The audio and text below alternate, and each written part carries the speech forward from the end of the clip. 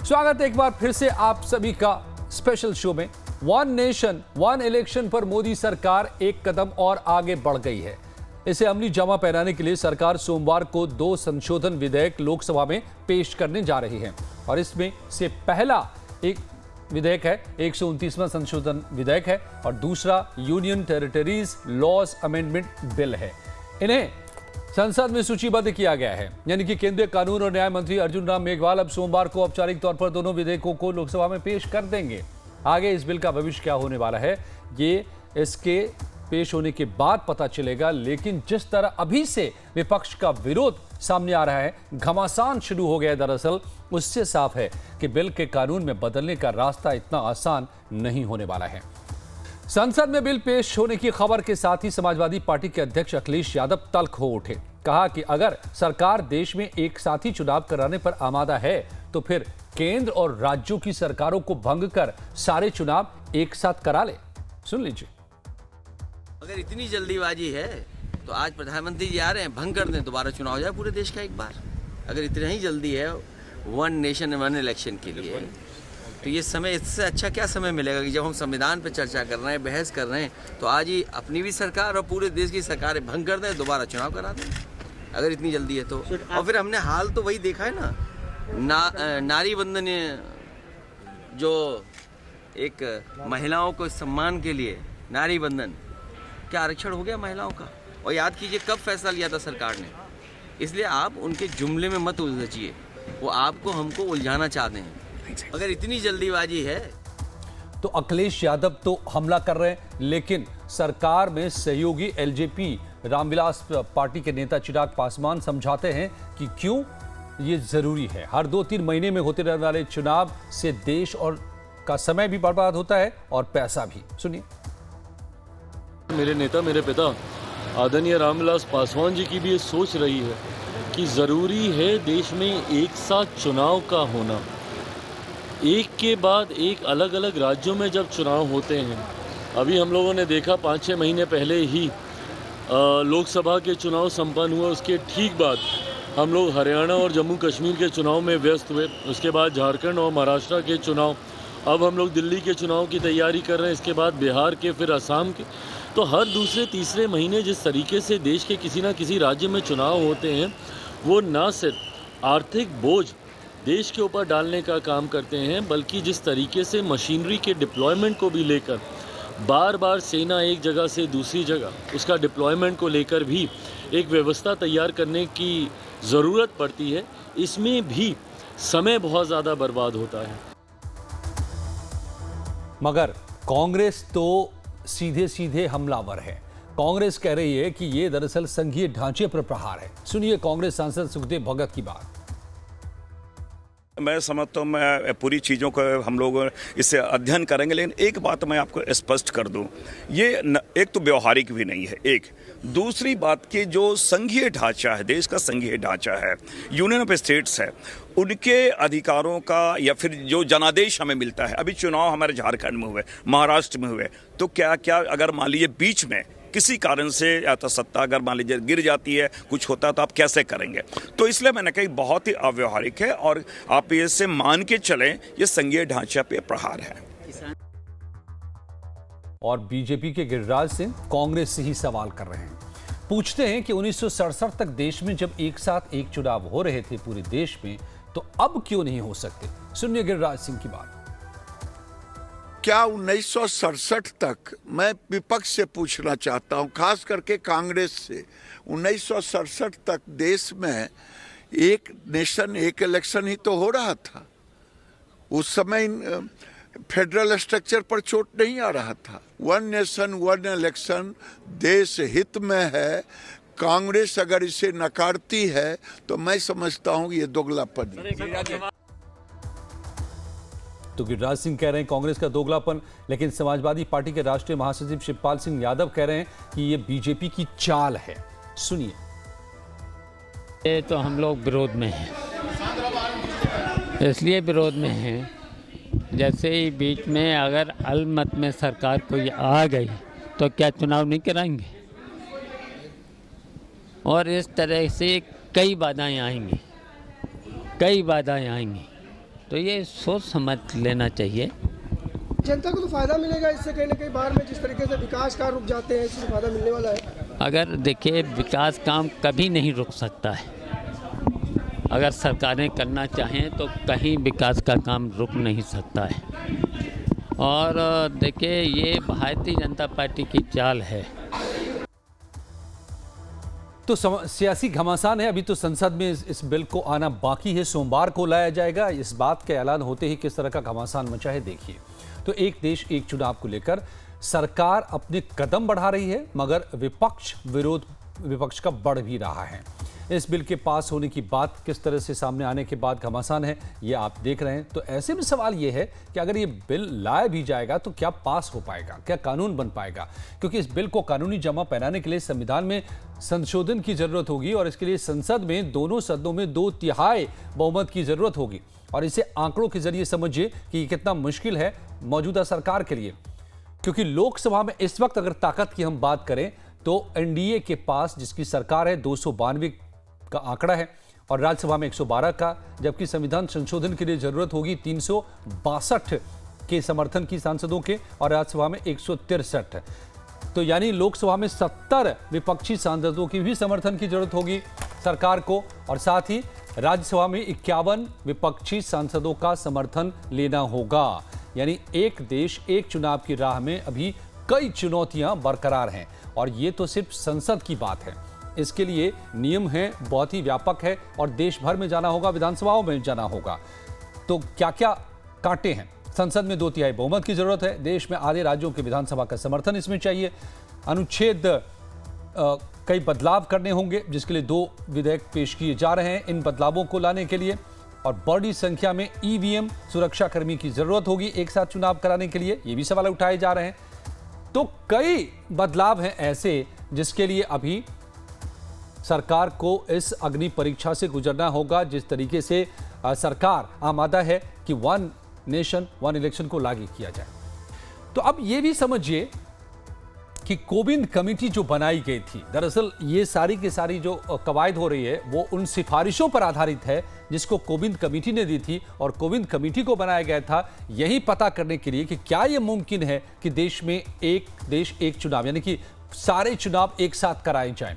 क्या दुनिया में ऐसा कहीं पर होता है? अगर हिंदुस्तान में ये हो सकता है तो कैसे हो सकता है? क्या कानूनी जरूरतें हैं? क्या संवैधानिक बदलाव की जरूरत है? ये तमाम बातें पता करने के लिए और कोविंद कमेटी ने एक साथ लोकसभा और विधानसभा चुनाव कराए जाने की सिफारिश की। दुनिया में ऐसे कई देशों का अध्ययन भी किया जहां एक साथ चुनाव होते हैं, जिसमें दक्षिण Africa, Sweden, Belgium, Germany, Japan, Indonesia और फिलीपींस जैसे 7 देशों की चुनावी प्रक्रियाओं का विस्तार से अध्ययन भी किया गया। दक्षिण अफ्रीका में नेशनल असेंबली और प्रांतीय विधानसभाओं के चुनाव एक साथ होते हैं। हालांकि दक्षिण अफ्रीका में नगरपालिका चुनाव अलग से कराए जाते हैं। वहीं स्वीडन में आनुपातिक चुनाव व्यवस्था लागू है। इस प्रणाली में राजनीतिक दलों को उनके वोट प्रतिशत के आधार पर सीटें दी जाती है।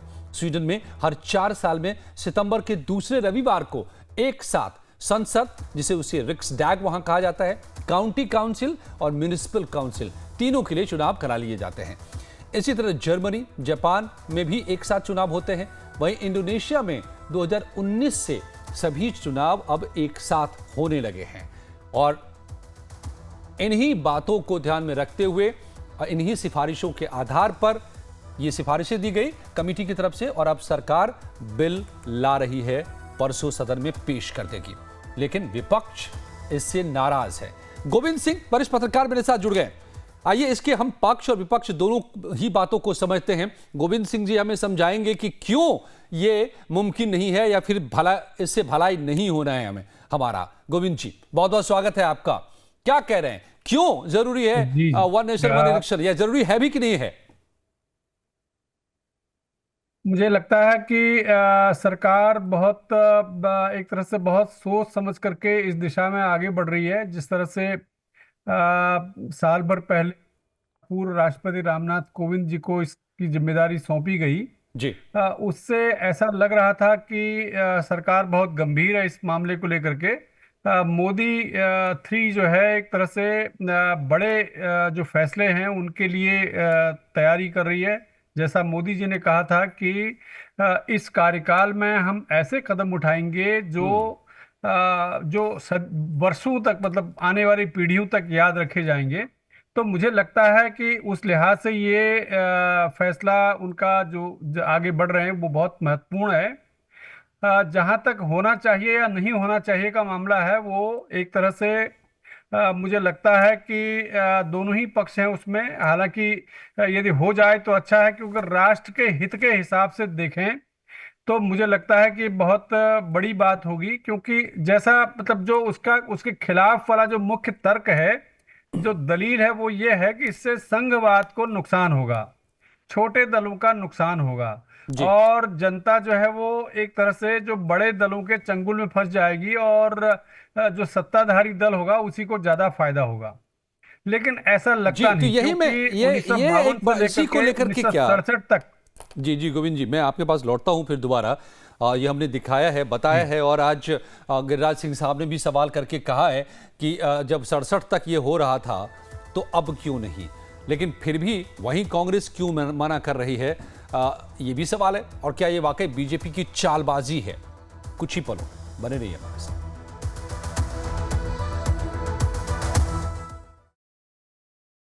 तो एक देश एक चुनाव को लेकर बहस छिड़ी है, लेकिन परसों सदन में पेश किया जाएगा। विपक्ष का कहना है कि ये बीजेपी की चालबाजी है, जबकि बीजेपी कह रही है कि ये देश बचाने का तरीका है। तो इस बहस में मेरे साथ दो खास मेहमान भी जुड़े हुए हैं। गोविंद जी जुड़े हुए हैं, वरिष्ठ पत्रकार, और मोहम्मद अमीन साहब जुड़े हुए हैं, चुनाव आयोग के पूर्व अधिकारी। आप दोनों का बहुत बहुत स्वागत करते हुए मैं ये भी जल्दी बता देता हूं अपने दर्शकों को कि ये सब जो कवायद शुरू की गई वो कोविंद कमेटी के द्वारा, जब की अध्यक्षता में एक कोविंद कमेटी बनाई गई थी पूर्व राष्ट्रपति की अध्यक्षता में, और इस कोविंद कमेटी ने क्या क्या सिफारिशें की थी ये भी समझिए कि इस कमेटी ने कुल 62 राजनीतिक पार्टियों से बातचीत की थी। 32 पार्टियों ने एक देश एक चुनाव का समर्थन किया था, जो देश की सारी पार्टियां हैं। 15 पार्टियां विरोध में खड़ी रहीं, 15 पार्टियों ने कोई राय नहीं दी थी, और तब जाकर ये कमेटी ने एक्सपर्ट से चर्चा की। 191 दिनों की रिसर्च की गई। स्वीडन, जापान, फिलीपींस, दक्षिण अफ्रीका जैसे कुल 7 देशों से चुनावी व्यवस्थाओं का विश्लेषण किया गया, और उसके बाद 14 मार्च 2024 को कोविंद की अध्यक्षता वाली कमेटी ने राष्ट्रपति द्रौपदी मुर्मू को अपनी रिपोर्ट सौंपी, जिसके बाद यह तय हुआ कि इसको कानूनी जामा पहनाया जाए। अब मेरे साथ जो दो मेहमान हैं, गोविंद जी और मोहम्मद अमीन साहब। मोहम्मद अमीन साहब, लेकिन साफ तौर पे विपक्ष का कहना है कि ये बीजेपी की एक चाल है। क्या आपको भी ये चालबाजी नजर आ रही है? जहां तक आपने कहा कि बीजेपी की चाल है, विपक्ष का कहना है, तो आपको पता होगा कि सदन के अंदर भी एक तरफ हाँ होता है, एक तरफ ना होता है। जो भी गवर्नमेंट के बिल होते हैं या गवर्नमेंट की बातें हैं, उसको अपोजिशन हमेशा ना ही कहता है, और जो गवर्नमेंट साइड के लोग हैं वो हाँ कहते हैं। यानी कोई बिल पास हो, कुछ भी हो। तो मैं तो समझता हूँ जिस दिन से बीजेपी की सरकार आई है, देश के लिए कंस्ट्रक्टिव वर्क कर रही है, देश के हित के कार्य कर रही है। लेकिन मैंने हमेशा देखा है, 14 से देखता चला आ रहा हूँ, कि हमेशा यही बात है, ना, और हमेशा हर बात को नकारना और हर बात के लिए उल्टी बात करना। देखिए, सीधी सी बात है कि ये कोई आज की बात नहीं है। क्या 51-52 में जब चुनाव शुरू हुए देश के अंदर, तो क्या दोनों चुनाव एक साथ नहीं होते थे? ये कोई पहली बार हो रहा है क्या? और ये जो प्रथा थी, इस प्रथा को डैमेज करने वाले कौन थे? ये कांग्रेस के ग्रुप के ही लोग थे, जिन्होंने शासन किया, और उन्होंने 356 लगाया और उठा के सरकारें गिरा दी। इसका नतीजा था, आर्टिकल का यूज किया उन्होंने, और 1970 में यहाँ तक कि पार्लियामेंट भी भंग कर दी गई। तो ये सब क्या था? और उन्हीं की वजह से सिस्टम गड़बड़ा गया।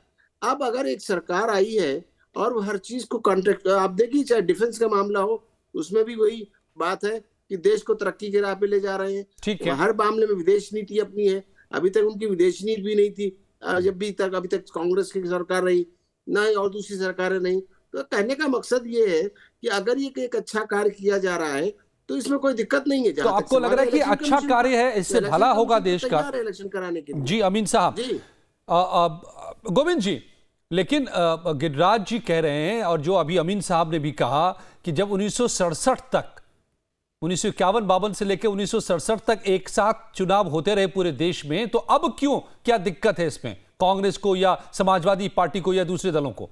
क्या परेशानी हो गई? अब मुझे लगता है कि जिस तरह से जो छोटे दल हैं, जो खास करके क्षेत्रीय जिनके आधार हैं, उनके लिए थोड़ा सा मुश्किल ये हो सकती है कि जो अलग अलग राज्यों में एक साथ चुनाव होगा सारे देश भर में, तो उससे वो बार बार सब जगह नहीं जा पाएंगे।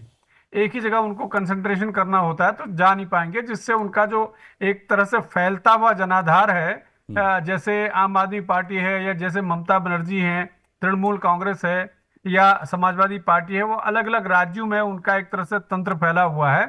तो वो उसको फैलने में दूसरे राज्यों में चुनाव जीतने पर उनको कठिनाई होगी, क्योंकि उनका जो टोटल आधार है वो वन मैन शो जैसा होता है। समाजवादी पार्टी का भी वैसे ही है, आम आदमी पार्टी का भी वैसी है, तृणमूल कांग्रेस का भी वैसे ही है। तो इसलिए जो है वो लगता है कि वो विरोध कर रहे हैं। पर मुझे लगता है कि चूंकि 32 पार्टियां एक साथ हैं इस मामले में, और उसमें भी मैं पढ़ रहा था कि नेशनलिस्ट कांग्रेस पार्टी भी उसमें साथ में है।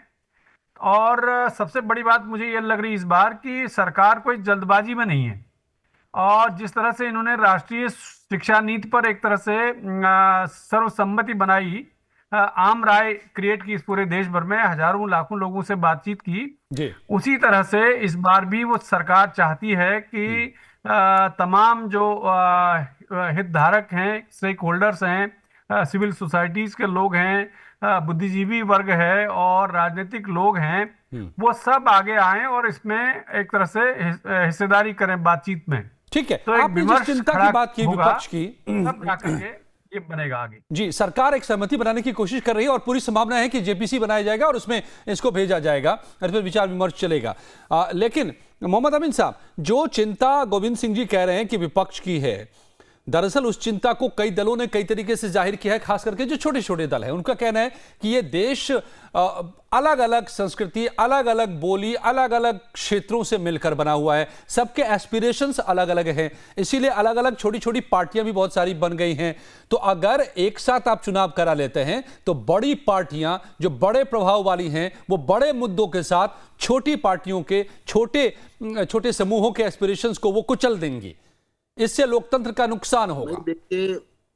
देखिए ऐसा है कि इलेक्शन कमीशन के अंदर हजारों पार्टियां रजिस्टर्ड हैं, और मैंने बताया जैसे पिछली बार उत्तर प्रदेश के आम चुनाव में जो असेंबली के चुनाव हुए थे उसमें आम खुलासा हुआ था, पत्रकारों ने किया था और छिपे कैमरे से किया था, और पहली बार इतिहास में हुआ था जो सामने आया था कच्चा चिट्ठा कि क्या होता है कि जो इंफ्रास्ट्रक्चर दिया जाता है कैंडिडेट को, जो पार्टी के नेशनल पार्टी के कैंडिडेट्स हैं या जो प्रॉपर पार्टी के कैंडिडेट हैं उनको दिया जाता है।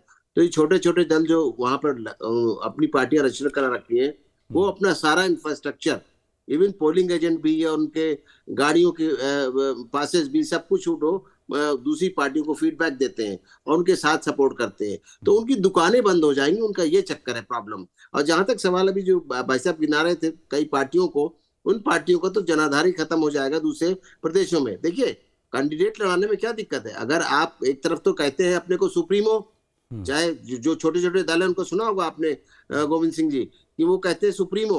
जब सुप्रीमो का मतलब होता है ऑल इंडिया लेवल पे, तो जब सुप्रीमो की बात है तो आइए मैदान में और लड़ाइए अपने कैंडिडेट। कोई जरूरी नहीं कि आपको जाए या ना जाए, आपका सिंबल लड़ेगा, आपकी पार्टी लड़ेगी, आपके कैंडिडेट लड़ेंगे, लेकिन ऐसा कुछ नहीं है। प्रॉब्लम क्या हो रही है कि वो इलेक्शन कमीशन को बीच में लाना चाहते हैं। मैं इलेक्शन कमीशन के बारे में बताना चाहता हूँ कि इलेक्शन कमीशन पार्लियामेंट के एक साथ चुनाव कराता है और कराता आ रहा है, कोई दिक्कत नहीं है हमको, किसी भी कंडीशन में नहीं है, जबकि हर हालत में चुनाव कराते हैं। ये कॉन्स्टिट्यूशन की मजबूरी है, संविधान की, उसके तहत कराना है।